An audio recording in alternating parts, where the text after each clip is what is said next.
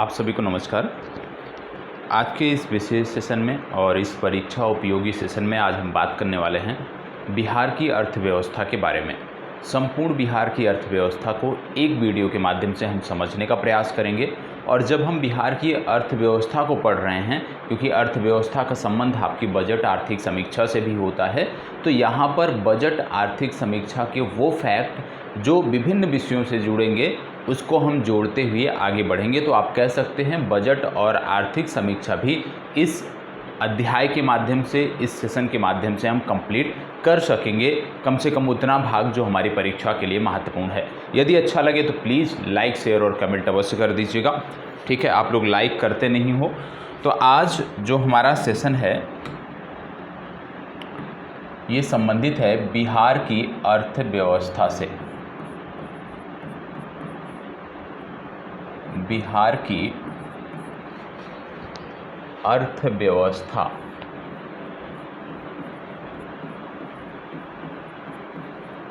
इस पूरे सेशन में सिर्फ और सिर्फ जो चर्चा होगी वो इकोनॉमी ऑफ बिहार की चर्चा होगी, बिहार की अर्थव्यवस्था की चर्चा की जाएगी। जब हम बिहार की बात कर रहे हैं, आप जान रहे हैं कि बिहार एक मैदानी राज्य है। बिहार एक मैदानी राज्य है। साथ ही साथ आपको देखने को मिलता है कि जो बिहार का कुल क्षेत्रफल है, कुल भौगोलिक क्षेत्रफल है, उसका लगभग 96% भूभाग, कुल भौगोलिक क्षेत्रफल के, बिहार के कुल भौगोलिक क्षेत्रफल का लगभग 96% जो भूभाग है ये मैदानी प्रकार का है। और ये जो मैदानी प्रकार का भूभाग है ये विभिन्न नदियों द्वारा सिंचित है और जलोढ़ मृदा, आप कह सकते हो जलोढ़ मृदा की बाहुलता वाला क्षेत्र देखने को मिलता है।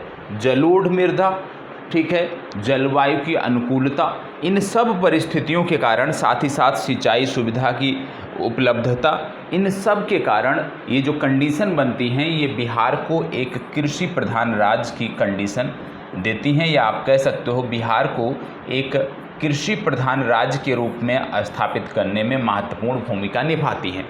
तो हमने देखा कि बिहार का जो कुल भौगोलिक क्षेत्रफल है उसका लगभग 96% जो हिस्सा है वो मैदानी है।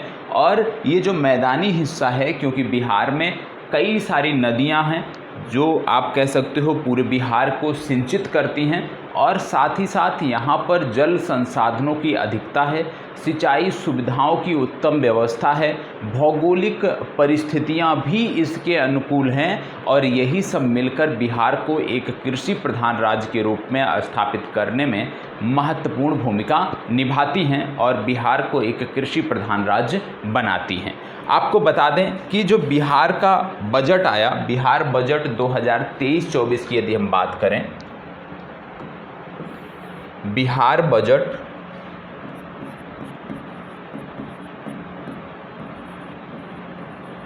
बिहार बजट 2023-24 की यदि हम बात करते हैं तो बिहार बजट 2023-24 में भी देखने को मिलता है, और इसके अनुसार भी बिहार के लगभग 70% जो श्रमिक हैं, बिहार बजट 2023-24 ये बताता है कि बिहार के जो 70% श्रमिक हैं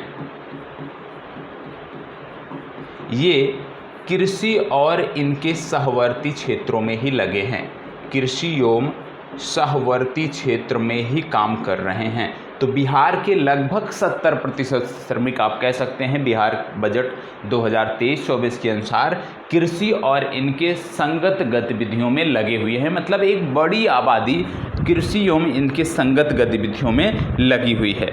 बिहार के आर्थिक सर्वेक्षण 2022-23 के अनुसार यदि हम देखें, आर्थिक सर्वेक्षण इकोनॉमी सर्वे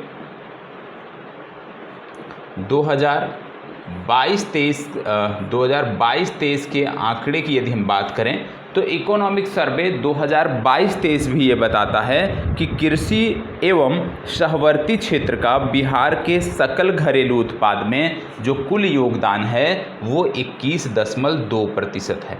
क्या बताता है आर्थिक समीक्षा 2022-23? क्या बताती है आर्थिक समीक्षा 2022-23? बताती है कि बिहार का जो कुल सकल राज्य घरेलू उत्पाद है, या आप कह लीजिए बिहार का सकल घरेलू जो उत्पाद है उस, या इसी को बोलते हैं जीएसडीपी,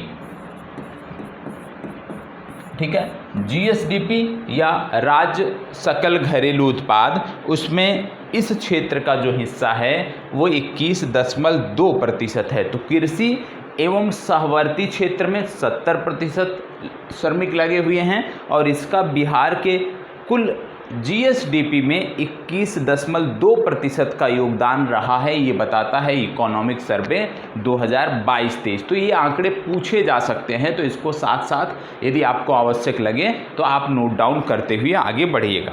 इसके आधार यदि हम बात करें तो बिहार में कुल भूभाग में जो कृषि क्षेत्र है,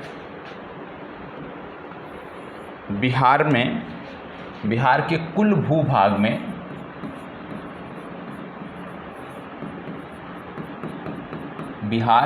भूभाग में जो कृषि क्षेत्र है,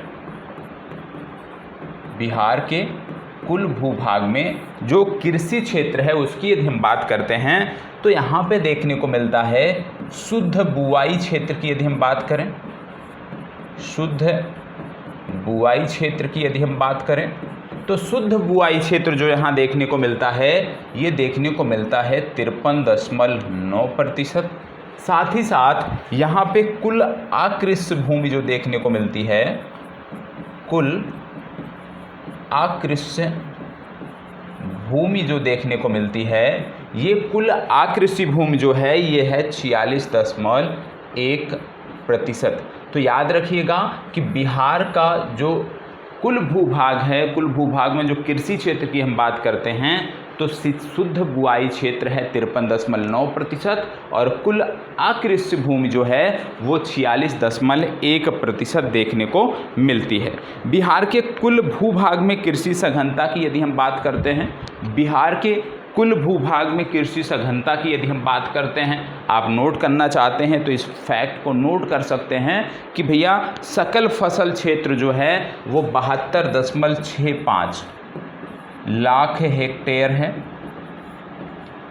हालांकि ये डिटेल पूछे नहीं जाती है लेकिन पता होना चाहिए। शुद्ध बुआई क्षेत्र यदि हम बात करें तो 50.45 लाख हेक्टेयर है और सकल सिंचित क्षेत्र की यदि हम बात करें तो 54.35 लाख हेक्टेयर देखने को मिलता है। फसल सघनता की यदि हम बात करते हैं तो फसल सघनता 144% देखने को मिलती है। फसल सघनता 144% देखने को मिलती है। ये महत्वपूर्ण डिटेल है, इसको ज़रूर याद रखिएगा कि बिहार में जब हम बात करते हैं तो कृषि सघनता की जब हम बात करते हैं तो वहाँ पे जो फसल सघनता देखने को मिलती है वो 144% देखने को मिलती है। यदि आपसे पूछ लिया जाए सर्वाधिक शुद्ध बुआई वाला जिला, यदि आपसे पूछ लिया जाए सर्वाधिक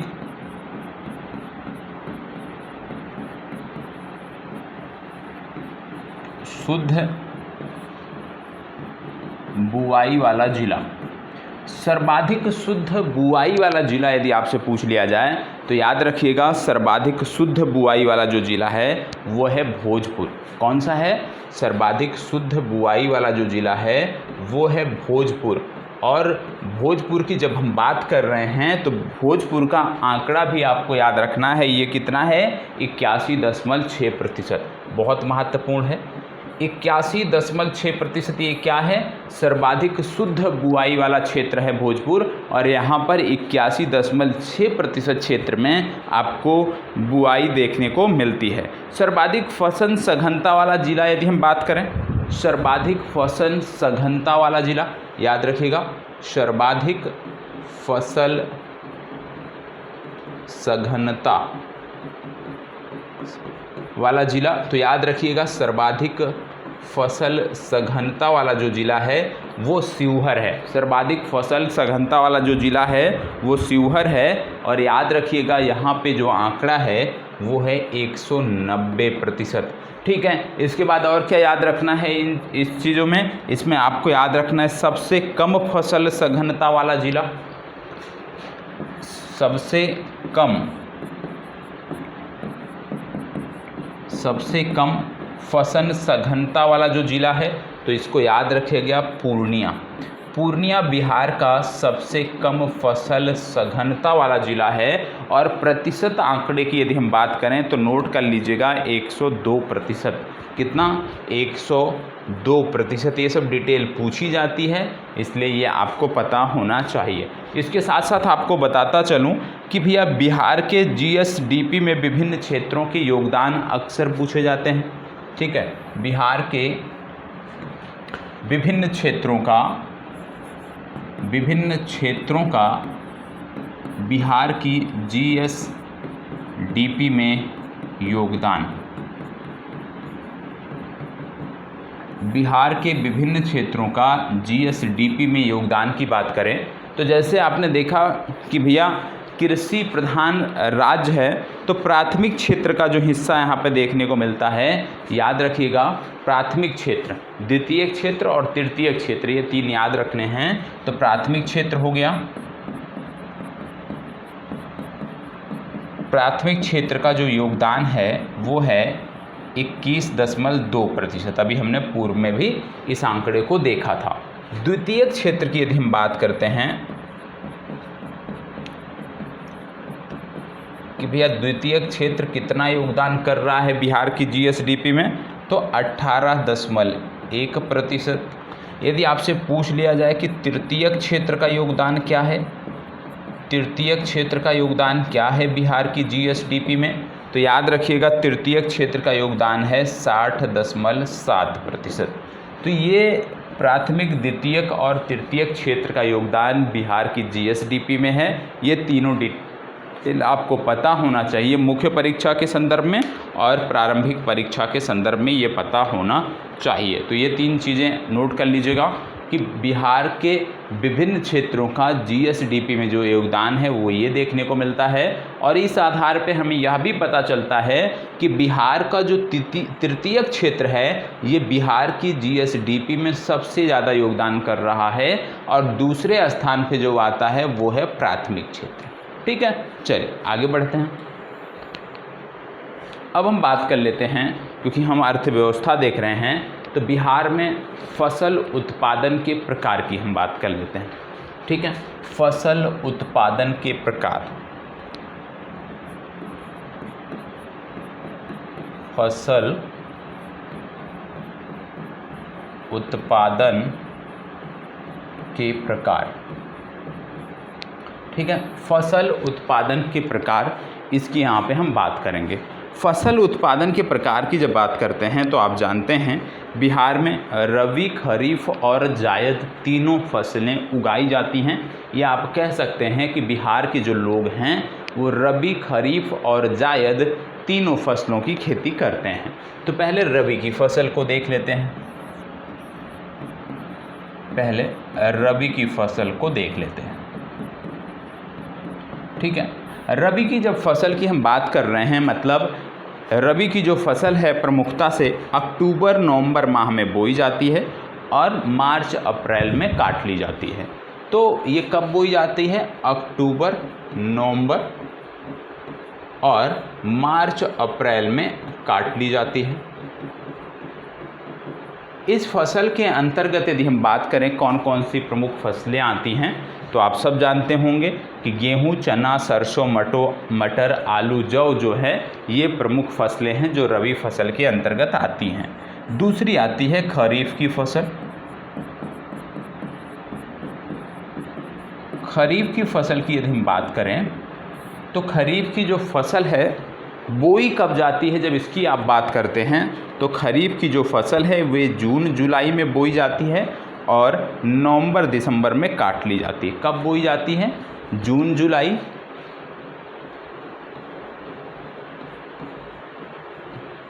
और नवंबर दिसंबर में ये काट ली जाती है।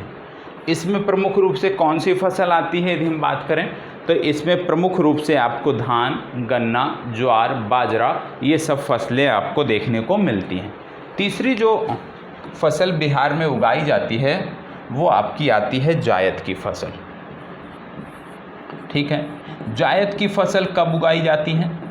जायद की फसल जो है ये विशेष रूप से जो खरीफ और रबी की फसलें हैं इनके बीच में जो समय मिलता है उसी बीच में ये फसल 2-3 माह में उगाई जाती है। विशेष रूप से अप्रैल मई में ये बोई जाती है तथा जून जुलाई में काट ली जाती है। जैसे मक्का हो गया, जूट हो गया, तरबूज हो गया, ये सब इसके प्रमुख उदाहरण हैं। विशेष रूप से पत्तेदार सब्जियां जो होती हैं वो इसमें उगाई जाती हैं। तो ये आपने देख लिया कि भैया रबी, खरीफ और जायद। अब बात आती है बिहार से जुड़े हुए फसलों से जुड़े हुए कुछ फैक्ट की, आइए उसको देख लेते हैं। जैसे यदि आपसे पूछ लिया जाए परीक्षा में कि बिहार में सर्वाधिक उपजाई जाने वाली फसल कौन सी है, तो आपको बताना है कि बिहार में सर्वाधिक उपजाई जाने वाली जो फसल है वो है चावल। बिहार में सर्वाधिक उपजाई जाने वाली जो फसल है वो है चावल, याद रखिएगा। यदि आंकड़ा पूछ लिया जाए कि भैया कितना आंकड़ा है, तो याद रखिएगा 7,713 टन। कितना? 7,713,000 टन, ये आपको याद रखना है। यदि आपसे पूछ लिया जाए दूसरी प्रमुख फसल कौन सी है, तो दूसरी प्रमुख फसल जो है वो है गेहूं। और गेहूं का जो उत्पादन है उसकी बात कर लिया जाए यदि, तो नोट कर लीजिएगा 6,889,000 टन। 6,889,000 टन ये गेहूं का उत्पादन होता है। तो आप कह सकते हैं बिहार की दो प्रमुख फसलें हैं, चावल और गेहूं। पहले नंबर पर चावल है, दूसरे नंबर पर गेहूं। यदि आपसे पूछ लिया जाए प्रमुख फसल उत्पादक जो ज़िले हैं वो कौन से हैं, कौन से ऐसे ज़िले हैं जिनमें कुछ विशेष प्रकार की फसलें सबसे ज़्यादा उगाई जाती हैं, तो आइए उन आंकड़ों को देख लेते हैं। तो सबसे पहले यदि हम बात करें चावल की, कि भैया चावल सबसे ज़्यादा कहाँ उगाया जाता है। चावल जो है ये सबसे ज़्यादा कहाँ उगाया जाता है, तो बिहार में चावल का जो उत्पादन है, बिहार के ज़िलों में चावल का जो उत्पादन है, सबसे ज़्यादा जो चावल का उत्पादन है वो रोहतास में होता है। याद रखिएगा, रोहतास में होता है सबसे ज़्यादा चावल का उत्पादन,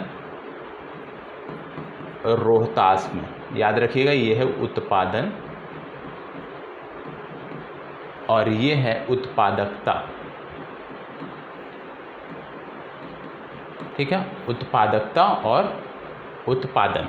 तो चावल का उत्पादन भी सबसे ज़्यादा रोहतास में होता है और चावल की उत्पादकता भी सबसे ज़्यादा बिहार में रोहतास में देखने को मिलती है। तो चावल के बारे में स्पष्ट हो गया कि उत्पादन और उत्पादकता दोनों सबसे ज़्यादा रोहतास में देखने को मिलती है। गेहूं की यदि हम बात करें, तो गेहूं का जो उत्पादन है यह भी सबसे ज़्यादा रोहतास में देखने को मिलता है, लेकिन गेहूं की प्रति एकड़ जो उत्पादकता है सबसे ज़्यादा वो पश्चिमी चंपारण में देखने को मिलती है। ठीक है, उत्पादन की दृष्टि से तो रोहतास सबसे ज़्यादा है, लेकिन प्रति एकड़ फसल उत्पादन की दृष्टि से यदि हम देखें तो पश्चिमी चंपारण का नाम आता है। फिर बात आती है मक्का की,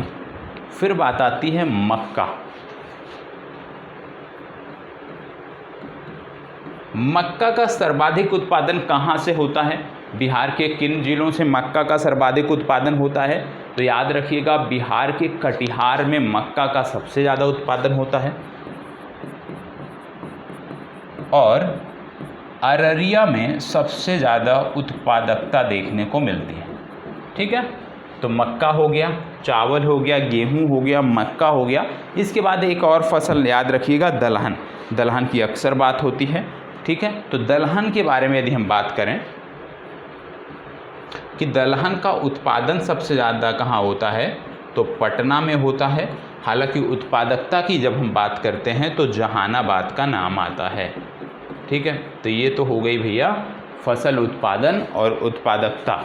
ठीक है, जो आपको याद रखने की ज़रूरत है अपने परीक्षा की दृष्टि से। उत्पादन की दृष्टि से यदि हम फलों की बात करें बिहार के संदर्भ में, तो बिहार के संदर्भ में दो प्रमुख फलों की बात की जाती है। उत्पादन के दृष्टि से बिहार में यदि हम फलों की बात करते हैं तो दो प्रमुख फलों की बात की जाती हैं, और ये दो प्रमुख फल कौन से हैं, पहला आपका आता है केला और दूसरा आपका आता है आम। ठीक है, केला और दूसरा आता है आम, याद रखिएगा। फलों के संदर्भ में इन दो फलों को याद रखना है कि बिहार में केला और आम का उत्पादन प्रमुखता से देखने को मिलता है। ये दो प्रमुख फलों वाली आप कह सकते हो कि बागवानी फसलें हैं, जिनमें केला का उत्पादन सर्वाधिक है, दूसरे स्थान पे आम आता है। यदि आपसे पूछ लिया जाए कि भैया बिहार में और कौन सी बागवानी फसल उगाई जाती है, तो लीची का नाम आता है। और जब लीची का हम बात करते हैं तो इसका संबंध कहाँ से है? इसका संबंध है मुजफ्फरपुर से। ठीक है, इसका संबंध कहाँ से है? इसका संबंध है मुजफ्फरपुर से। मुजफ्फरपुर में शाही लीची की आप बात करते हैं, मुजफ्फरपुर में लीची का उत्पादन सर्वाधिक देखने को मिलता है। और बिहार के कुल लीची उत्पादन का 48% जो हिस्सा है वो मुजफ्फरपुर अपने पास रखता है, ये आपको याद रखना है। इसके बाद बात आती है गन्ना की। गन्ना की यदि हम बात करें, गन्ना की बात करें तो गन्ना का जो सर्वाधिक उत्पादन बिहार में देखने को मिलता है, किस जिले में देखने को मिलता है? तो याद रखिएगा, गन्ना का सर्वाधिक उत्पादन पश्चिम चंपारण में देखने को मिलता है। कहाँ देखने को मिलता है? पश्चिम चंपारण में देखने को मिलता है।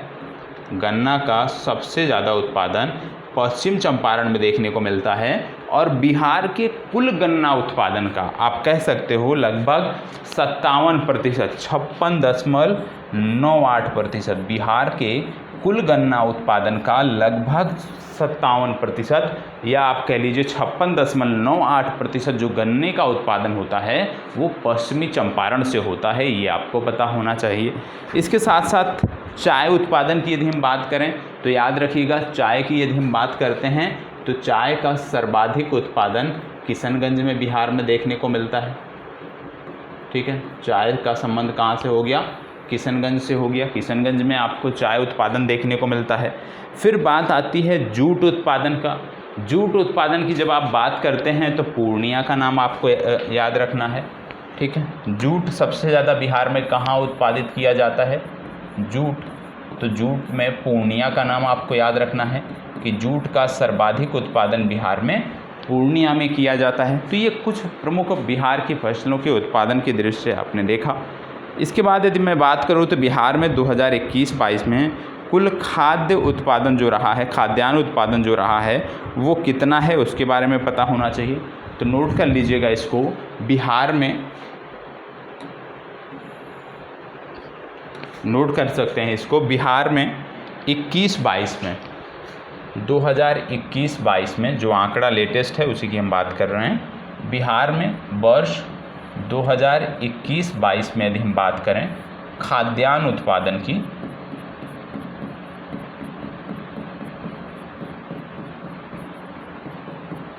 बिहार में 21-22 में यदि हम खाद्यान्न उत्पादन की बात करें तो 184 लाख टन अनुमानित किया गया था। याद रखिएगा, 184.8 लाख टन अनुमानित किया गया था, ये आपको पता होना चाहिए। साथ ही साथ यह भी याद रखना है कि कुल अनाज उत्पादन की यदि हम बात करें, इसी समय कुल अनाज उत्पादन की यदि हम बात करते हैं तो कुल अनाज उत्पादन में आपको याद रखना है कि 181 लाख टन, कुल अनाज उत्पादन में 181 लाख टन अनुमानित किया गया था। ये जानकारी आपको होनी चाहिए, ये जानकारी आपको रखनी पड़ेगी।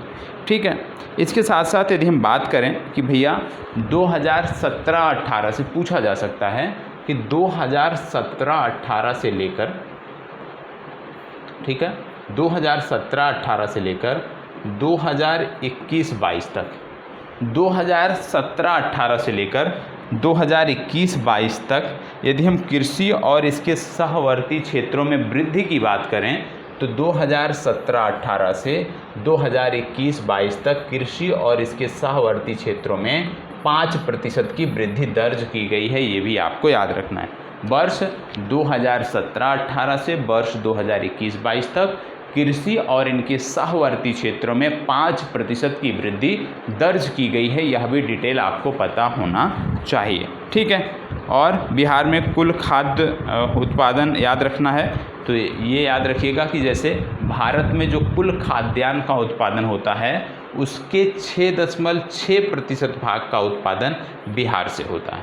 बिहार में पूरे भारत के कुल खाद्यान्न उत्पादन का 6.6% भाग उत्पादित किया जाता है, यह भी याद रखने की ज़रूरत है। आपको यह भी पता होगा बिहार को 5 बार अभी तक 5 बार कृषि कर्मण पुरस्कार मिल चुका है। बिहार को अभी तक 5 बार कृषि कर्मण पुरस्कार मिल चुका है, ये भी आपको याद रखना है। लेटेस्ट जो मिला था वो गेहूं के लिए मिला था 2017-18 में।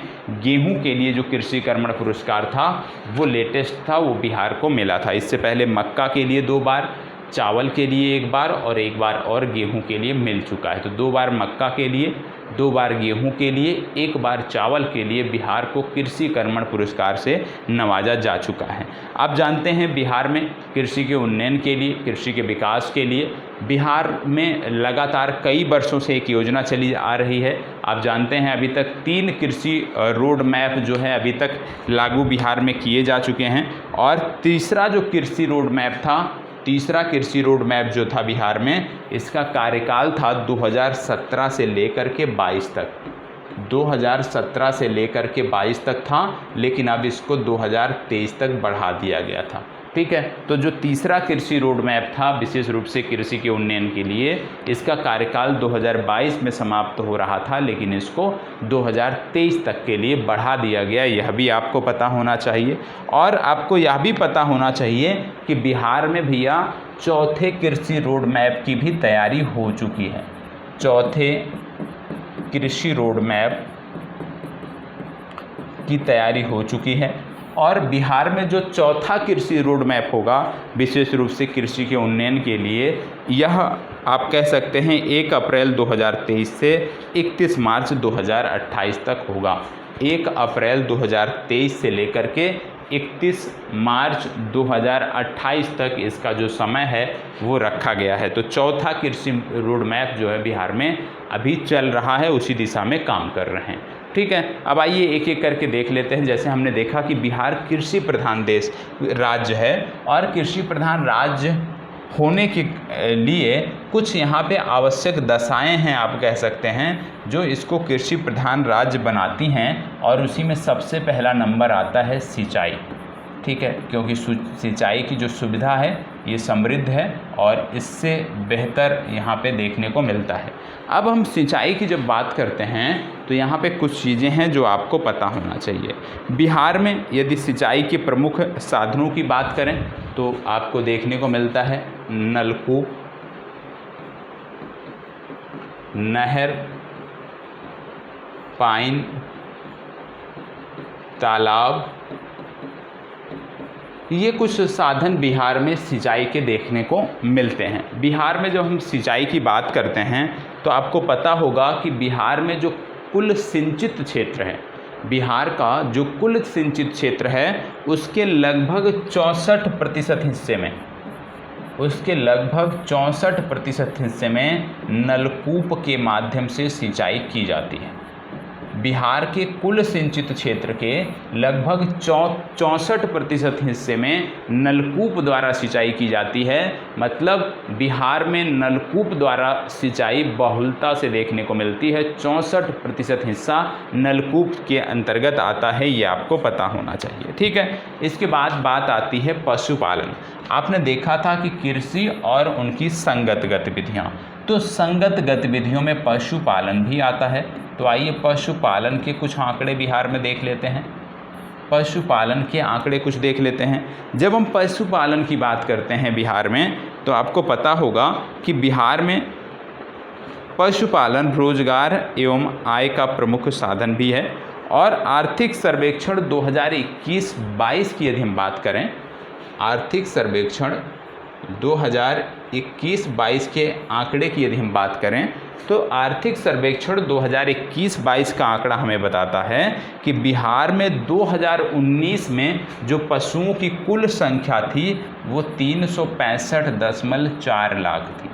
ठीक है, ये क्या बताता है कि 2019 में बिहार में पशुओं की जो कुल संख्या थी वो 365.4 लाख थी। ये एक महत्वपूर्ण फैक्ट है, याद रखना है। ठीक है, पशु उत्पादन की दृष्टि से यदि हम बात करें तो कितना उत्पादन होता है, आर्थिक समीक्षा 2022-23 के अनुसार आपको पता होना चाहिए। तो मौजूदा जो लेटेस्ट हमारी आर्थिक समीक्षा आई है, आर्थिक समीक्षा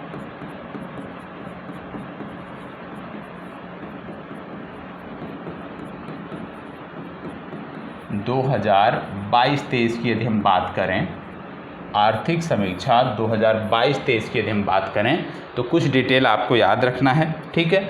पशुधन उत्पादन की दृष्टि से यदि हम बात करें यहाँ पे, तो सबसे पहले नंबर पर जो हम आंकड़ा देखने जा रहे हैं, ये देखने जा रहे हैं अंडा उत्पादन का। किसका देखने जा रहे हैं? अंडा उत्पादन का। बिहार में अंडा उत्पादन की यदि हम बात करते हैं, बिहार में अंडा उत्पादन की यदि हम बात करते हैं तो देखने को मिलता है 306.66, याद रखिएगा 306.66 करोड़, 306.66 करोड़ अंडे का उत्पादन बिहार में देखने को मिलता है। 306.66 करोड़ अंडे का उत्पादन बिहार में देखने को मिलता है। अंडे के उत्पादन के बाद दूसरे नंबर पर यदि हम बात करें बिहार में, तो दुग्ध उत्पादन को ले लीजिए आप। दुग्ध उत्पादन एक आप कह सकते हो बेहतर अवस्था में बिहार में देखने को मिलता है, हालांकि क्षमता और भी है। दुग्ध उत्पादन की बात करें तो नोट कर लीजिएगा, दुग्ध उत्पादन के संदर्भ में 121.19 लाख टन, ठीक है, 121.19 लाख टन दुग्ध उत्पादन के बाद फिर बात आती है मत्स्य या मछली उत्पादन की। बिहार में मछली उत्पादन भी लगातार बेहतर हो रहा है और मछली उत्पादन की यदि हम बात करें तो 7.62 लाख टन उत्पादन देखने को मिला, ठीक है। इसके बाद एक और हम बात कर लेते हैं, अगला आता है मांस उत्पादन। मांस उत्पादन, बिहार में मांस उत्पादन की यदि हम बात करते हैं तो ये जो आंकड़ा है ये है 3.92 लाख टन, ये भी आपको पता होना चाहिए। ये डिटेल है, पूछी जा सकती है। आर्थिक समीक्षा 2022-23 के इसलिए और भी महत्वपूर्ण हो जाती है, तो इसको आपको याद रखने की ज़रूरत है। अब इसके बाद बात आता है बिहार में पशुओं की संख्या में जो अग्रणी ज़िले हैं वो कौन से हैं। बिहार में पशुओं की संख्या में, पशुओं की संख्या में अग्रणी जिले,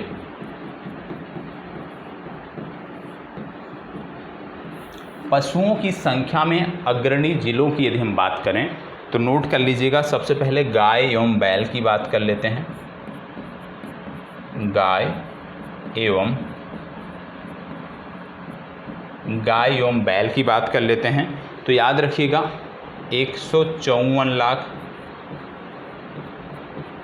अग्रणी जिलों की हम बात कर रहे हैं तो 154 लाख देखने को मिलती है। कहाँ पे देखने को मिलती है? याद रखिएगा पशुओं की संख्या प्रतिशत और अग्रणी जिलों की यहाँ पे बात हो रही है, इसलिए ये डेटा जो है ये अपने आप में बहुत महत्वपूर्ण हो जाता है। और गाय और बैल की जो संख्या है सबसे ज़्यादा इसमें जो अग्रणी जिला है लगभग आप कह सकते हैं 42.1% जो है ये देखने को कहाँ मिलता है? तो ये देखने को मिलता है पूर्णिया में, ठीक है। मतलब गाय और बैलों की सर्वाधिक आबादी जो देखने को मिलती है बिहार के ज़िलों में वो सबसे ज़्यादा देखने को मिलती है पूर्णिया में। भैंस की यदि हम बात करते हैं,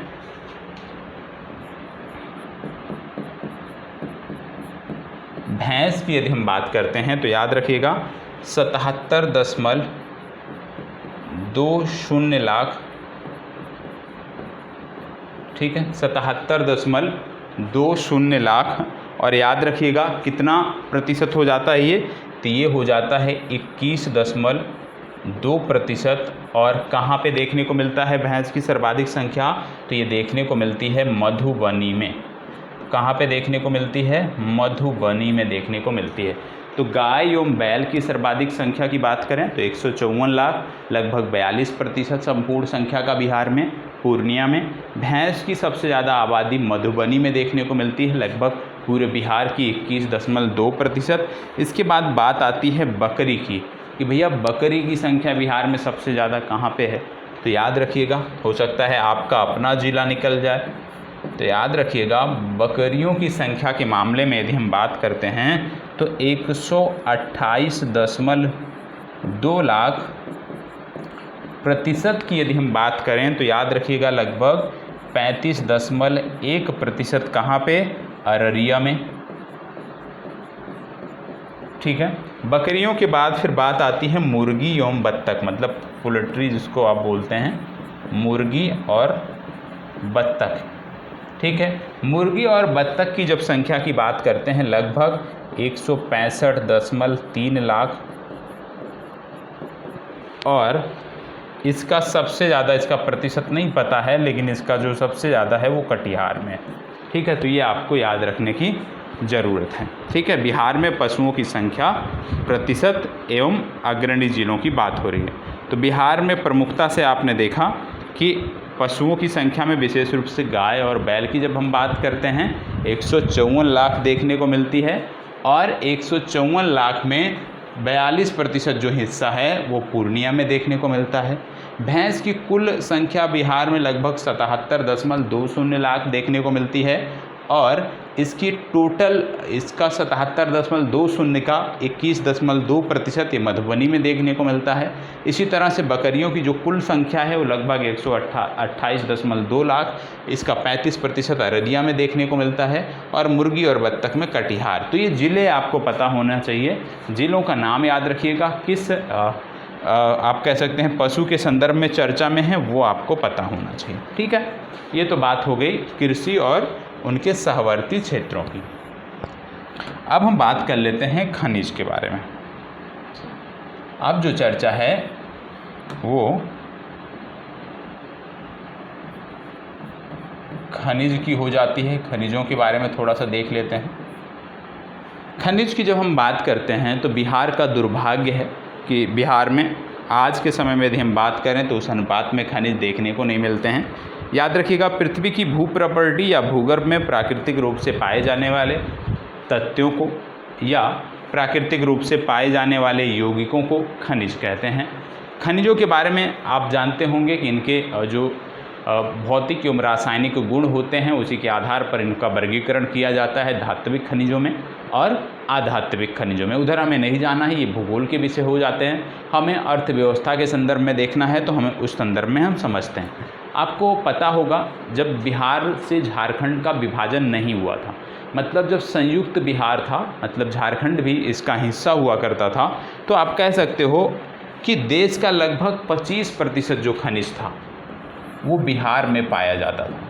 विभाजन के पूर्व देश का 25% जो खनिज था वो बिहार में पाया जाता था, लेकिन झारखंड के विभाजित होने के बाद से बिहार में जो खनिजों का प्रतिशत रह गया है पूरे भारत का वो 2 से 3%, मतलब संपूर्ण भारत के 2 से 3% खनिज ही बिहार में पाए जाते हैं।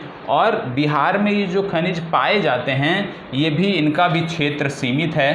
पहला ये धारवाड़ क्रम वाले क्षेत्र में पाए जा रहे हैं और दूसरा विंध्यन क्रम वाले क्षेत्र में पाए जा रहे हैं। बहुत सीमित क्षेत्र हो जाता है। ठीक है, विंध्यन क्षेत्र में ये पाए जा रहे हैं। धारवाड़ क्षेत्र में यदि हम बात करें कौन कौन से ज़िले आते हैं विशेष रूप से, तो मुंगेर, जमुई, नवादा, गया, राजगीर। विंध्यन क्रम में कैमूर और रोहतास आते हैं। इन्हीं ज़िलों में मात्र आपको खनिजों से संबंधित जानकारी बिहार के संदर्भ में देखने को मिलती है। बिहार में पाए जाने वाले प्रमुख खनिजों में चूना पत्थर, पायराइट, अभ्रक, मैंगनीज, चीनी मिट्टी, बॉक्साइट और क्वार्ट्ज आदि प्रमुख हैं जो आपको पता होना चाहिए। अब एक एक करके इनके क्षेत्र आपको याद होना चाहिए। तो सबसे पहले हम शुरुआत करते हैं चूना पत्थर से। सबसे पहले चूना पत्थर से हम शुरुआत कर रहे हैं।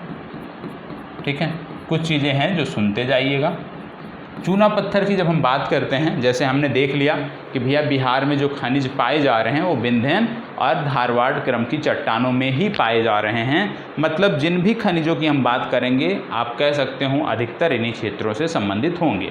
अब यदि हम चूना पत्थर की बात कर रहे हैं तो चूना पत्थर विशेष रूप से रोहतास में पाया जाता है। इसका जो क्षेत्र है कौन सा है, इसका जो क्षेत्र है वो रोहतास है। चूना पत्थर विशेष रूप से रोहतास में पाया जाता है। और जब हम रोहतास की बात कर रहे हैं, चूना पत्थर की बात कर रहे हैं, आप जानते हैं चूना पत्थर सीमेंट उद्योग जो होता है उसके लिए रॉ मटेरियल के रूप में काम करता है, कच्चे पदार्थ के रूप में काम करता है, और इसी के कारण रोहतास में आपको सीमेंट उद्योग देखने को मिलते हैं, क्योंकि यहाँ पे रॉ मटेरियल आसानी से मिल जाता है। इसके अतिरिक्त जो चूना होता है वो चीनी उद्योग में भी प्रयोग में लाया जाता है शुद्धिकरण के लिए, तो यह भी आपको पता होना चाहिए। अब चूना पत्थर के बाद दूसरा जो खनिज बिहार में पाया जाता है, दूसरे खनिज की हम बात करते हैं, वो है पायराइट। ठीक है, पायराइट। पायराइट का क्षेत्र क्या है? वही क्षेत्र होगा भैया, दो ही क्षेत्र हैं तो उन्हीं में से 7 से 8 ज़िले हैं कोई होगा। तो पायराइट विशेष रूप से रोहतास में ही पाया जाता है, याद रखिएगा, यह भी सिर्फ रोहतास में ही पाया जाता है। ठीक है, रोहतास में ये पाया जाता है। और याद रखिएगा पायराइट के संदर्भ में कि भारत के कुल भंडार का लगभग 95% जो भंडार है पायराइट का वो बिहार में है, और बिहार में कहाँ पर है? रोहतास क्षेत्र में देखने को मिलता है। यह क्या है? यह गंधक का प्रमुख स्रोत माना जाता है। पायराइट गंधक का प्रमुख स्रोत माना जाता है, और कागज उद्योग हो गया, उर्वरक उद्योग हो गया, रसायन उद्योग हो गया, इनमें यह प्रयोग किया जाता है। इसके बाद आता है अभ्रक। अभ्रक अभ्रक की यदि हम बात करें तो बिहार में जो अभ्रक है नवादा, गया, जमुई और मुंगेर में पाया जाता है। कहाँ? नवादा, गया, जमुई और मुंगेर, आप कह लीजिए कि धारवाड़ क्षेत्र में यह पाया जाता है। ठीक है, अब अभ्रक की जब हम बात करते हैं तो आप जानते हैं विश्व में सबसे उच्च कोटि का जो अभ्रक पाया जाता है, जो अभ्रक निकाला जाता है वो बिहार से निकाला जाता है। विश्व में सबसे उच्च कोटि का जो अभ्रक है वो बिहार से निकाला जाता है, और अभ्रक विद्युत का कुचालक है, और विद्युत का कुचालक होने के कारण इसका बड़े पैमाने पर जो उपयोग है वो इलेक्ट्रॉनिक उद्योग में किया जाता है, होता है, ये आपको पता होना चाहिए। इसके बाद आता है चीनी मिट्टी। तो क्षेत्र सबके पता होना चाहिए भैया, क्षेत्र याद करते हुए चलिएगा या तो नोट डाउन करते हुए चलिएगा। चीनी मिट्टी, अगला जो क्षेत्र है वो है चीनी मिट्टी। चीनी मिट्टी की जब हम बात करते हैं तो चीनी मिट्टी भागलपुर, बांका और मुंगेर में पाई जाती है। कहाँ पे? भागलपुर, बांका और मुंगेर में पाई जाती है। और आपको बता दें चीनी मिट्टी की जब हम बात कर रहे हैं तो इसका उपयोग विशेष रूप से बर्तन बनाने में, विद्युत प्रतिरोध उपकरण बनाने में किया जाता है, यह आपको पता होना चाहिए। इसके बाद आता है क्वार्टजाइट। अब थोड़ा सा इसमें ऐसा है कि बहुत सारे खनिज हैं, लिखेंगे तो समय लगेगा, सुनते जाइए। अगला आता है क्वार्टजाइट। क्वार्टजाइट की यदि हम बात करें विशेष रूप से मुंगेर हो गया, मुंगेर के साथ साथ जमुई हो गया, गया हो गया, इन क्षेत्रों में पाया जाता है। क्वार्टजाइट का उपयोग की यदि हम बात करें तो इसका भी उपयोग जो भवन निर्माण सामग्री है उसके रूप में किया जाता है। अगला आता है बॉक्साइट। बॉक्साइट में पुनः आप चले जाओगे मुंगेर वाले क्षेत्र में, खड़गपुर की जो पहाड़ियों वाला क्षेत्र है वहाँ पे ये पाया जाता है। बॉक्साइट के उपयोग की जब आप बात करते हो, आप जानते हैं एल्युमिनियम का अयस्क है, और एल्युमिनियम का अयस्क होने के कारण जो इसका उपयोग है ये बड़े पैमाने पर किया जाता है। अगला आता है सोना। सोना की बात करें तो जमुई हो गया, मुंगेर हो गया, पश्चिमी चंपारण हो गया, इन क्षेत्रों में आपको देखने को मिलता है। सोना आप जानते हैं बिहार का सोना एक बहुमूल्य धातु है, और जमुई में यदि हम बात करें तो अभी हाल ही में सोने के भंडार का पता चला है। फिर इसके बाद बात आती है सोरा। सोरा को लेकर के एक विद्रोह भी हुआ था, इसलिए सोरा महत्वपूर्ण है। सोरा की बात करें तो सारण, मुजफ्फरपुर, बेगूसराय और पूर्वी चंपारण में ये पाया जाता है। और सोरा का उपयोग क्या है? सोडियम और पोटेशियम नाइट्रेट के रूप में इसका उपयोग किया जाता है। इसके बाद बात आती है यूरेनियम। यूरेनियम गया और नवादा में पाया जाता है, ऊर्जा उत्पादन की दृष्टि से महत्वपूर्ण है। ठीक है, इसके बाद अगला आता है मैग्नीज। मैग्नीज भी गया और मुंगेर में पाया जाता है। फिर इसके बाद आपको याद रखना है पेट्रोलियम। पेट्रोलियम का जो संबंध है बिहार के संदर्भ में यदि हम देखें तो ये आपको देखने को मिलता है पश्चिमी चंपारण में, ये आपको पता होना चाहिए। और फिर बात आती है प्राकृतिक गैस। एक मिनट, वायर फंस गया था, एक मिनट। अगला आपका जैसे मैंने बताया प्राकृतिक गैस, तो यह भी पूर्णिया, किशनगंज और कटिहार से संबंधित हो जाता है। तो ये आपका हो गया। इसके बाद फिर बात आती है ऊर्जा की, ठीक है। ऊर्जा से जुड़े हुए कुछ फैक्ट इस बार के आर्थिक समीक्षा बजट में दिए गए हैं, तो ये आपसे पूछे जा सकते हैं। तो खनिजों के बारे में देख लीजिएगा। बिहार का जो एक संपूर्ण वीडियो आया है उसमें जो फैक्ट थे वो बताए गए थे। अब ऊर्जा की बात आती है। आप जानते हैं 2021-22 में ऊर्जा की चरम स्थिति आप कह सकते हो मांग के संदर्भ में बिहार में देखी गई थी और पूर्ति भी की गई थी। बिहार में ऊर्जा उत्पादन क्षमता की यदि हम बात करें, बिहार में ऊर्जा उत्पादन क्षमता की बात करें यदि, मार्च 2022 में जो आंकड़े दिए गए थे, मतलब आर्थिक सर्वेक्षण 2022-23, इकोनॉमिक सर्वे 2022-23 के अनुसार यदि हम बिहार में ऊर्जा उत्पादन क्षमता की बात करें तो ताप विद्युत क्षमता जो बिहार में है, ताप विद्युत क्षमता बिहार में, तो ताप विद्युत क्षमता बिहार में देखने को मिलती है 5363 मेगावाट, ठीक है। इसके बाद जल विद्युत क्षमता, जल विद्युत क्षमता, जल विद्युत क्षमता की यदि हम बात करें तो 808 मेगावाट। अगला नवीकरणीय ऊर्जा,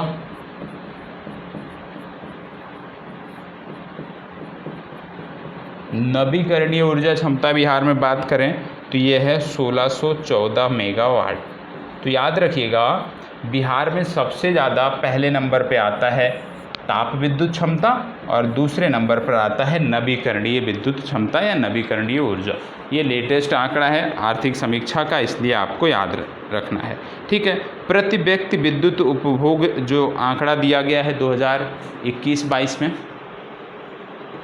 2021-22 के आंकड़े के अनुसार बिहार में प्रति व्यक्ति जो विद्युत उपभोग है वो 329 किलोवाट रहा है, 329 किलोवाट रहा है, ये आपको पता होना चाहिए। और 329 किलोवाट क्या, 329 किलोवाट आवर, तो ये आपको याद रखना है।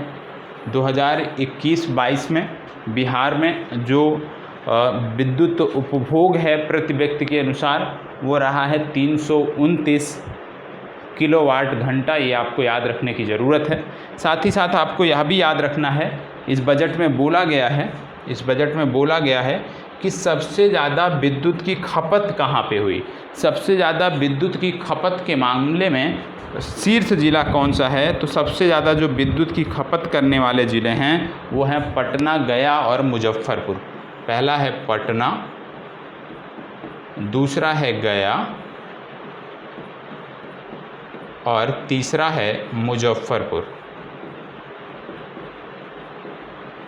ठीक है। तो पटना, गया और मुजफ्फरपुर ये आपको याद रखने की आवश्यकता है। पटना, गया और मुजफ्फरपुर विद्युत उपभोग के मामले में शीर्ष जिले हैं। सबसे पहले पटना, दूसरे स्थान पे गया और तीसरे स्थान पर मुजफ्फरपुर। ये आंकड़ा कहाँ से आया है, आर्थिक समीक्षा से ये आंकड़ा आया है, ये आपको याद रखना है। यदि सबसे कम खपत की बात किया जाए यहीं पे तो याद रखना है सबसे कम खपत वाले ज़िले में 2021-22 के आंकड़े के अनुसार सबसे कम खपत वाले ज़िले में जो आते हैं वो हैं शेखपुरा, दूसरे नंबर पर आपका आता है अरवल, शेखपुरा, अरवल और शिवहर, ये आपको याद रखना है। शेखपुरा, अरवल और शिवहर ये याद रखने की ज़रूरत है, ये सबसे कम विद्युत की खपत वाले ज़िले हैं, ठीक है। इसके अतिरिक्त बिहार के ताप विद्युत केंद्र कौन कौन से हैं आप जानते होंगे, नहीं जानते होंगे तो मैं बता दे रहा हूँ, एक बार सुन लीजिएगा। यदि जानते हैं तो रिवाइज हो जाएगा, नहीं जानते हैं तो नोट कर लीजिएगा। जैसे सबसे पहले आता है बाढ़ ताप विद्युत संयंत्र, और बाढ़ ताप विद्युत संयंत्र जो है ये पटना में है। फिर इसके बाद आता है बरौनी ताप विद्युत संयंत्र, आप जानते हैं बेगूसराय में है। तीसरा आता है बक्सर ताप विद्युत संयंत्र, नाम से ही स्पष्ट है कहाँ पे होगा। चौथा आता है कांटी विद्युत उत्पादन निगम लिमिटेड, कहाँ पर है, मुजफ्फरपुर में है। अगला है Kakwara ultra mega power project, ये कहाँ पे है, बांका में। और फिर नबीनगर ताप विद्युत परियोजना, ये है औरंगाबाद में, ये आपको याद रखने की ज़रूरत है। बिहार में जल विद्युत संदर्भ में यदि हम बात करें तो बिहार में अभी तक 13 जल विद्युत परियोजनाएं हैं जो संचालित की जा रही हैं। कितनी, बिहार में 13 जल विद्युत परियोजनाएं जो हैं वो संचालित की जा रही हैं, जिनमें आपको पता होना चाहिए कोसी जल विद्युत सुपौल, पूर्वी गंडक नहर पश्चिमी चंपारण, सोन पश्चिम नहर रोहतास, सोन पूर्वी नहर औरंगाबाद, त्रिवेणी नहर पश्चिमी चंपारण, ढेलबाग लघु जल विद्युत रोहतास, नासरीगंज जल विद्युत रोहतास, जयनगरा जल विद्युत रोहतास, सेबारी जल विद्युत रोहतास, अगनूर जल विद्युत अरवल, बेलसार जल विद्युत अरवल, सिरखिंडी जल विद्युत रोहतास और अरवल जल विद्युत अरवल। हालांकि ये सब परीक्षा में नहीं पूछे जाते हैं, ठीक है। इसके बाद फिर दो चीज़ें आप याद रखिएगा, जब हम बात करेंगे नवीकरणीय ऊर्जा को लेकर के, तो जो नई घोषणाएं हुई हैं दो आपको पता होना चाहिए कि लखीसराय का कजरा नामक स्थान, लखीसराय का कजरा नामक स्थान और भागलपुर का पीरपैंती, कजरा और पीरपैंती, कजरा और पीरपैंती। तो कजरा और पीरपैंती नामक ये जो स्थान हैं, यहाँ पे सौर विद्युत प्रारंभ करने की योजना है, याद रखिएगा। कहाँ पे पड़ता है, लखीसराय में पड़ता है कजरा, और पीरपैंती कहाँ पे पड़ता है, तो भागलपुर में ये पड़ता है, ये आपको पता होना चाहिए, ठीक है। फिर बात करते हैं उद्योगों की। उद्योगों की भी बात करना ज़रूरी है, क्योंकि बिना उद्योगों की अर्थव्यवस्था की बात कंप्लीट हो नहीं सकती, अर्थव्यवस्था की बात करना बेमानी होगा। तो आइए उद्योगों को भी हम देख लेते हैं एक एक करके, और क्या डेटा है आर्थिक समीक्षा या बजट में, उसको भी हम यहाँ पे उद्योगों के संदर्भ में डिस्कस कर लेंगे, ठीक है। उद्योग को हम देखने वाले हैं। देखो, ये जो चर्चा है ये प्रारंभिक परीक्षा की दृष्टि से है, ये ज़रूर याद रखिएगा। अब हम उद्योग की बात कर रहे हैं बिहार से संबंधित। आप जानते हैं अर्थव्यवस्था में द्वितीय क्षेत्र की जब हम बात करते हैं तो उद्योग उसमें आते हैं, द्वितीय क्षेत्र के प्रक्रम में उद्योग आते हैं। इसके अंतर्गत निर्माण और विनिर्माण कार्य किया जाता है। बिहार में क्योंकि खनिज संसाधनों की जो मात्रा है वो सीमित है, मात्र 2 से 3% खनिज पूरे भारत का बिहार में पाया जाता है, और इसी के कारण जो उद्योगों का विस्तार है वो बिहार में, या उद्योगों का जो विकास है वो बिहार में उस अनुपात में हो नहीं पाया है, क्योंकि खनिज संसाधनों की सीमित मात्रा बिहार में देखने को मिलती है। इसलिए बिहार एक कृषि प्रधान राज्य है, और कृषि प्रधान राज्य होने के कारण बिहार में जो उद्योग देखने को भी मिल रहे हैं वो आप कह सकते हैं कि कृषि से जुड़े हुए उद्योग हैं। जैसे पहला आता है चीनी उद्योग, चीनी उद्योग, क्योंकि बिहार में गन्ने का उत्पादन होता है, कुछ ज़िले हैं जो गन्ने का बेहतर उत्पादन करते हैं, इसके कारण चीनी उद्योग की संभावना यहाँ पे प्रबल है। बिहार का जो प्रथम चीनी उद्योग था ये वर्ष 1904 में स्थापित किया गया था, वर्ष 1904 में अंग्रेज़ों के समय में स्थापित किया गया था। और कहाँ पे स्थापित किया गया था, मढ़ौरा में स्थापित किया गया था, सारण में स्थापित किया गया था, ये आपको पता होना चाहिए। आर्थिक सर्वेक्षण 2022-23 की यदि हम माने, उसके आंकड़े के अनुसार यदि हम चलें तो ये बताता है कि बिहार में 11 चीनी मिलें हैं। कितनी हैं, बिहार में 11 चीनी मिलें देखने को मिलती हैं। ये कौन बताता है, ये आर्थिक सर्वेक्षण 2022-23 बताता है कि बिहार में आज की तिथि में 11 चीनी मिलें हैं, जिनमें 9 चालू अवस्था में हैं, 2 चीनी मिलें हैं जो बंद अवस्था में हैं। आर्थिक सर्वेक्षण 2022-23 के अनुसार बिहार में चीनी का जो उत्पादन है वो 45.6 लाख कुंटल है। कितना है, 45.6 लाख क्विंटल ये उत्पादन आपको देखने को मिलता है आर्थिक समीक्षा 2022-23 के अनुसार। तो ये डेटा बहुत महत्वपूर्ण हो जाता है, ठीक है। इसके बाद दूसरा जो उद्योग देखने को मिलता है बिहार में वो है दुग्ध उद्योग। देखो ये जो डेटा है ना, यही सबसे ज़्यादा फोकस करना है हर उद्योग में। जैसे दुग्ध उद्योग हम पढ़ेंगे तो यहाँ भी कुछ डेटा है जो आपको याद रखना है। दुग्ध उद्योग, क्योंकि पशुधन विशेष रूप से दुधारू पशुओं की काफ़ी संख्या बिहार में देखने को मिलती है, चाहे वो गाय की बात करें, चाहे हम बकरी की बात करें, चाहे हम भैंस की बात करें। तो दुग्ध उत्पादन यहाँ का एक पारंपरिक, आप कह सकते हो पारंपरिक व्यवसाय भी है। और बिहार में आर्थिक सर्वेक्षण 2022-23 के अनुसार यदि हम बात करें तो बिहार में 115.01 लाख टन दुग्ध का उत्पादन हुआ। 115.01 लाख टन दुग्ध का उत्पादन हुआ है, ये आपको पता होना चाहिए। और आर्थिक सर्वेक्षण 2022-23 ही बताता है कि बिहार में दुग्ध की जो बिक्री है प्रतिदिन 15.22 लाख लीटर रही है। 15.22 लाख लीटर दूध जो है ये प्रतिदिन बिका है। यह भी बताता है कौन? आर्थिक समीक्षा 2022-23, यह भी आपको पता होना चाहिए, ठीक है। इसके बाद फिर बात आता है जूट उद्योग की। अगला जो चर्चा होती है वो आती है जूट उद्योग की। और जूट उद्योग विशेष रूप से बंगाल से लगे वाले क्षेत्रों में प्रमुखता से देखने को मिलते हैं। जूट उद्योग, जूट उद्योग की जब हम बात करते हैं, बिहार के संदर्भ में जूट उद्योग की जब हम बात करते हैं, आप जानते हैं पूर्णिया, कटिहार और दरभंगा में इसके बड़े 3 कारखाने बिहार के देखने को मिलते हैं। पूर्णिया में एक जूट पार्क भी स्थापित किया जा रहा है। कहाँ पे? मरांगा। पूर्णिया के मरांगा में एक जूट पार्क भी स्थापित किया जा रहा है, यह भी याद रखना है। और बिहार पश्चिम बंगाल के बाद दूसरा सबसे ज़्यादा जूट का उत्पादन करने वाला राज्य है। तो जूट पार्क की स्थापना कहाँ की जा रही है? मरांगा में की जा रही है, ये आपको याद रखने की आवश्यकता है। और ये है कहाँ पे? ये पूर्णिया में है। फिर इसके बाद आते हैं वस्त्र उद्योग, रेशम की बात। वस्त्र उद्योग रेशम की जब हम बात करते हैं तो बिहार में बहुत प्रमुखता से तो ये व्यवसाय नहीं है, लेकिन कुछ ज़िलों में सीमित मात्रा में इसका उत्पादन किया जाता है। जैसे फुलवारी शरीफ हो गया, डुमराव हो गया, गया हो गया, मुंगेर हो गया, भागलपुर हो गया, बक्सर हो गया, मुजफ्फरपुर हो गया। यहाँ पर छोटी छोटी सूती वस्त्र उद्योग की मिलें आपको देखने को मिल जाती हैं। लेकिन जब हम सिल्क की बात करते हैं तो सिल्क में भागलपुर जो है वो अग्रणी है। और यहाँ पे 3 प्रकार के सिल्क आपको देखने को मिलते हैं।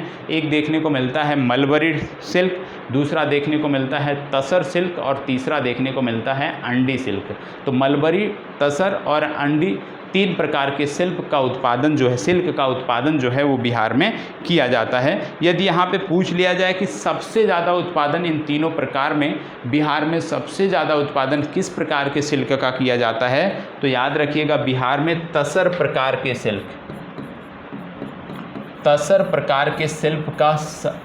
का सबसे ज़्यादा उत्पादन देखने को मिलता है। और दूसरे स्थान पे देखने को मिलता है अंडी प्रकार का सिल्क, ठीक है। तो तसर और अंडी 2 प्रकार के शिल्प का उत्पादन प्रमुखता से देखने को मिलता है। सबसे ज़्यादा तसर और उसके बाद अंडी, और इसके बाद फिर मलबरी का आता है। मलबरी का उत्पादन बिहार में सबसे कम होता है, ठीक है। चलिए, तो ये हो गया। अब इसके बाद सीमेंट उद्योग। सीमेंट उद्योग अभी हमने देखा भी था कि भैया चूना पत्थर इसके लिए कच्चा माल है, तो जहाँ पे ये होगा वहीं पर सीमेंट उद्योग देखने को मिलता है। और इसीलिए हमने देखा था कि सीमेंट उद्योग का जो विस्तार है ये विशेष रूप से आपको कहाँ देखने को मिलता है? डालमिया नगर, रोहतास में आपको देखने को मिलता है, ठीक है। तो ये सारी चीज़ें हो गई विशेष रूप से जो आपको समझना था। इसके साथ साथ कुछ चीज़ें और हैं जो आपको याद रखने की ज़रूरत है। जैसे आप जानते हैं बिहार में ऐसा नहीं है कि सिर्फ यही उद्योग हैं, खाद्य प्रसंस्करण, चमड़ा, लकड़ी, प्लाईवुड उद्योग भी आपको देखने को मिलते हैं। इसके साथ साथ याद रखना है कि भागलपुर, बक्सर और कटिहार हैं जहां पर 3 फूड पार्क स्थापित करने को लेकर के स्वीकृति दी गई है। और बिहार की जब हम बात करते हैं तो संपूर्ण भारत में खाद्य उत्पादन की दृष्टि से यदि हम बात करें तो खाद्य उत्पादन की दृष्टि से 7वें स्थान पर, सब्जी उत्पादन की दृष्टि से पूरे भारत में बिहार 3रे स्थान पे, और यदि फल उत्पादन की दृष्टि से पूछ लिया जाए तो पूरे भारत में बिहार का स्थान 6वां है। तो ये तीनों डेटा भी आपको पता होना चाहिए। मखाना उत्पादन की बात करते हैं तो प्रथम स्थान पे है, ये आपको पता होना चाहिए। लीची उत्पादन की बात करते हैं तो वहाँ पर भी बिहार प्रथम स्थान पर आपको देखने को मिलता है। तो ये सारी चीज़ें हो गई जो आपको पता होना चाहिए। इसके बाद फिर बात आती है परिवहन की, ठीक है। इसके बाद बात आती है परिवहन की, क्योंकि उद्योग हैं, उद्योगों का विकास करना है तो परिवहन सुविधाओं को भी बेहतर बनाना होगा। बिना परिवहन सुविधाओं को बेहतर बनाए उद्योगों का विकास नहीं हो सकता। तो बिहार में परिवहन की जब हम बात करते हैं तो सड़क परिवहन हो गया, जल परिवहन हो गया, वायु परिवहन हो गया, तीनों प्रकार के परिवहन विस्तृत रूप में देखने को मिलते हैं। तीनों प्रकार की परिवहन सुविधाओं का विकास बिहार में देखने को मिलता है। लेकिन आपकी परीक्षा में जो प्रश्न आता है वो सबसे ज़्यादा प्रश्न आता है सड़क परिवहन पे। तो हमें जो फोकस करना है वो सड़क परिवहन को देखना है, ठीक है। सड़क परिवहन, सड़क परिवहन की जब हम बात करते हैं तो ये बताया गया है कि आर्थिक समीक्षा 2022-23 में कि यहाँ पे राष्ट्रीय राजमार्ग की जो लंबाई है, आर्थिक समीक्षा इकोनॉमिक सर्वे 22-23 में जो डेटा बताया गया है उसकी हम बात करेंगे। आर्थिक समीक्षा 2022-23 में बताया गया है कि बिहार में राष्ट्रीय राजमार्ग की यदि हम बात करें, राष्ट्रीय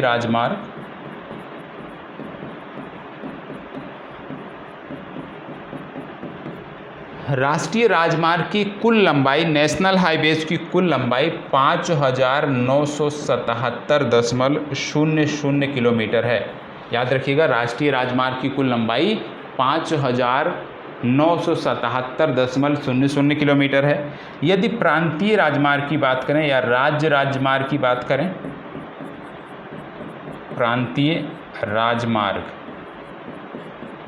राजमार्ग की यदि हम बिहार में बात करते हैं तो 3,638 किलोमीटर देखने को मिलता है, ठीक है। ये लेटेस्ट आंकड़ा है। फिर इसके बाद मुख्य जिला पथ की यदि हम बात करें, मुख्य जिला पथ की यदि हम बात करते हैं तो इसकी लंबाई है 15,272.60 किलोमीटर, ठीक है। इसके बाद अगला आता है ग्रामीण सड़कें। ग्रामीण सड़कों की यदि हम बात करें बिहार में तो ये डेटा नोट कर लीजिएगा, 1,20,503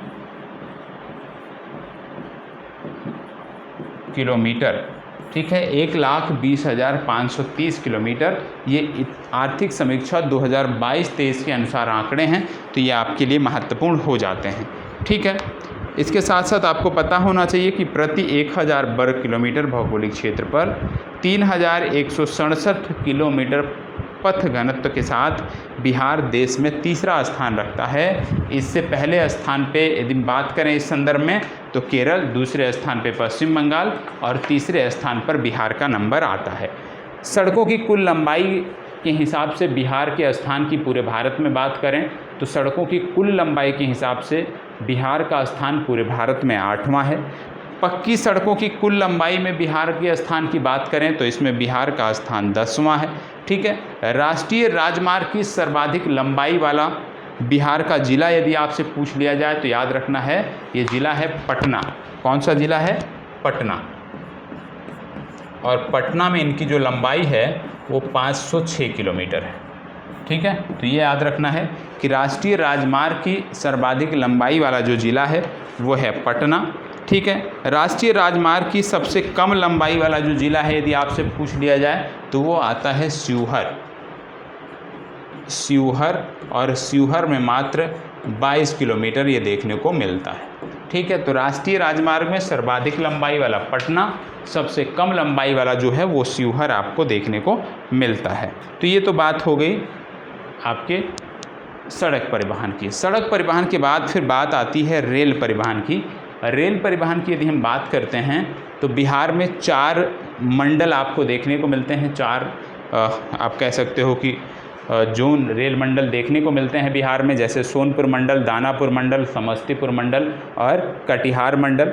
कुल लंबाई यदि हम बात करें तो बिहार में याद रखना है कि जो लंबाई है वो है 3803 किलोमीटर। 3803 किलोमीटर कुल लंबाई अभी तक की है बिहार में रेल मार्ग की, ये आपको पता होना चाहिए। मतलब आप कह सकते हो कि संपूर्ण भारत के जो रेल मार्ग हैं उनका 5.6% जो हिस्सा है वो बिहार में देखने को मिलता है। ठीक है, इसमें यदि आपसे पूछ लिया जाए कि भारत में रेल परिवहन में बिहार का स्थान क्या है, तो भारत में रेल परिवहन में बिहार का स्थान 8वां है।